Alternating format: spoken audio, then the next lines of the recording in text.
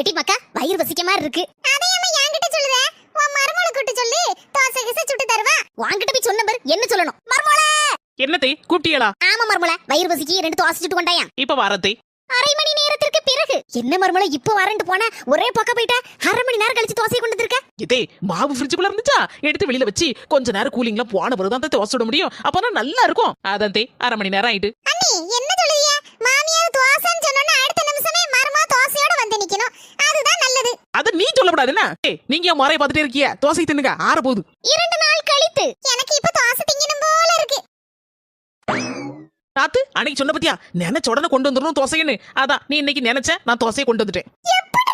நாத்து ஒரு வாரத்துக்குள்ள தோசைய நல்ல வட்ட வட்டமா சுட்டு அப்படியே மடிச்சு ஹாட் பாக்ஸ்ல வச்சு ஃப்ரிட்ஜுக்குள்ள தள்ளிட்டேன். எல்லாம் ரெடியா இருக்கும். நீ கேட்கறதுக்குள்ள நான் கொண்டு உன் கையில நீட்டிடுவேன். நீ இன்னும் டக்கு டக்கு டக்குன்னு சாப்பிடலாம்.